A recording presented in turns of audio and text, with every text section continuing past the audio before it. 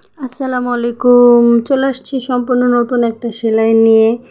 সাথে থাকছি আমি সুমি। কেমন আছেন সবাই? আমি প্রথমে একটুখানি রিক্যাপ দেখিয়ে নিয়েছি, তারপর ড্রয়িংটা করে নিচ্ছি। দেখেন, স্কেল দিয়ে করে নিচ্ছি। আমি প্রথমে আমার একটা বটলের মুখা দিয়ে এঁকেছি, তারপর হচ্ছে স্কেল দিয়ে যেন সোজা থাকে বরাবর ওইভাবে দাগটা এঁকে নিয়েছি। আপনারা আপনাদের যেভাবে পছন্দ হয়ে করে নেবেন। তারপরে বড় লেজি ডেজি দিয়ে আমি আঁকা দাগগুলোকে সেলাই করে নিচ্ছি। দেখেন, লেজি ডেজির মাথা আবার একটু সামান্য জায়গা রাখছি, যেখানে আমি আঁকছি ওখানে সুতাটা আবার নিচুর দিকে দিচ্ছি, কারণ এটা আমি যে ফুলটা সেলাই করব ওই সামনে একটু সুতা ওরকম রাখলে সুন্দর লাগে।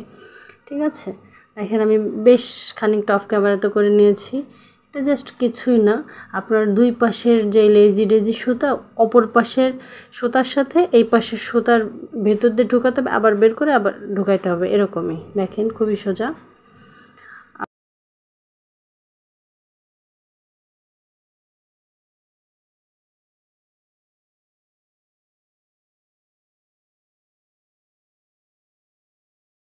হবে, এটাই স্বাভাবিক। সেটা হচ্ছে যে আমি নিজেও শিখছি, কারণ এই যে আজকে যে সেলাইটা, এটা সম্পূর্ণ আমার নতুন। এটা আমি ইউটিউব দেখে, যারা সিনিয়র আপু আছেন না, যাদের অনেক পুরানো পেজ, ওনাদের থেকে কিছু শিখি। তারপর আমার মায়ের কিছু শেখানো ছিল, এইগুলো নিয়ে মোটামুটি আমি একটা কিছু করার চেষ্টা করি। তারপর দেখেন ফুলটা আঁকা হয়ে গেছে। মাঝখানে আমি ফ্রেঞ্চ নট দিয়ে আর কি করে নিচ্ছি, একটু কালারটা ডিফারেন্ট দিয়েছি যেন ফুটে থাকে বেশি। তো আপনাদের পছন্দ মতো ফ্যাব্রিক এবং সুতা ইউজ করতে পারবেন।